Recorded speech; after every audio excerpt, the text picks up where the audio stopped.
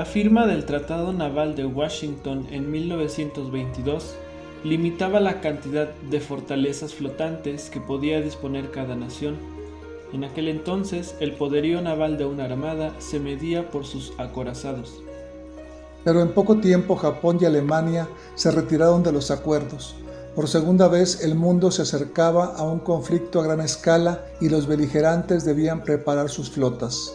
Sobre todo Japón y Estados Unidos, que pronto se reconocieron como rivales por el dominio del Pacífico y sabían que el mar sería el escenario de esa lucha. En 1934, la Armada Imperial Japonesa comenzó el diseño de los acorazados pesados de clase Yamato.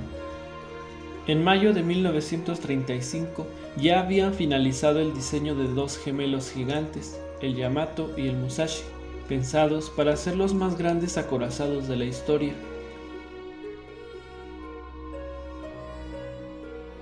Cuando los acorazados se pusieron finalmente en grada, Japón hizo un gran esfuerzo para asegurarse de que su construcción se realizase en total secreto y así prevenir que los oficiales de la inteligencia estadounidense supieran de su existencia y características.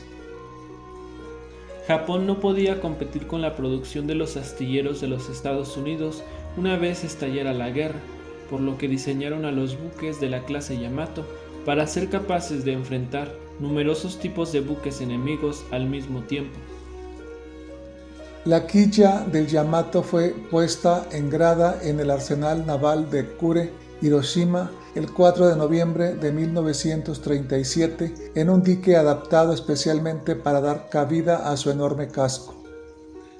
Un acontecimiento así hubiera sido motivo de celebración y de ceremonia en una cultura donde los rituales formales cumplían la función de hitos del progreso nacional.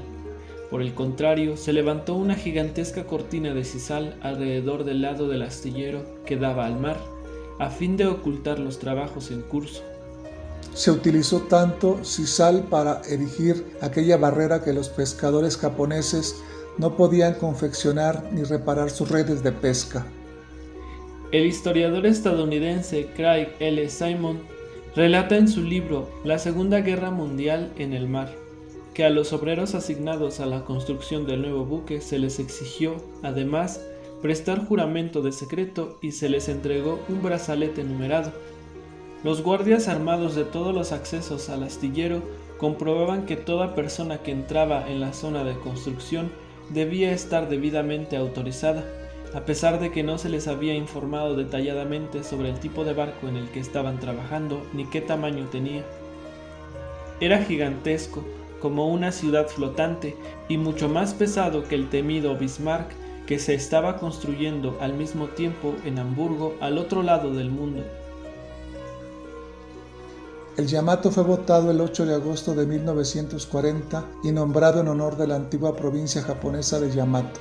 Era líder de la clase Yamato y junto con su buque gemelo, el Musashi, fue el acorazado más pesado y fuertemente armado jamás construido, gracias a su desplazamiento de 72.800 toneladas a plena carga y sus 9 cañones de 460 milímetros, el mayor calibre de artillería naval jamás montado en un buque de guerra.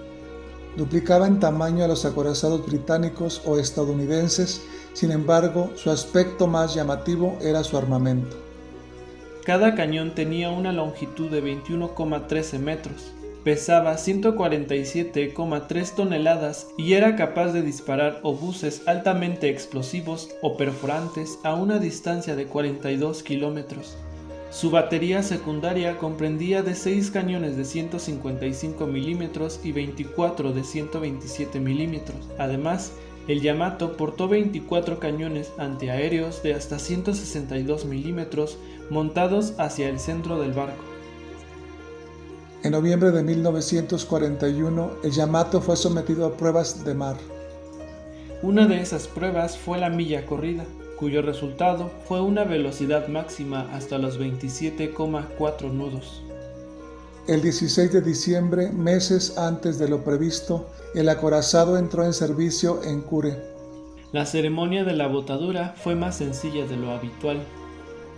Al día siguiente, bajo el mando del capitán Gihachi Takayanagi, se unió a los acorazados Nagato y Mutsu en la primera división de acorazados.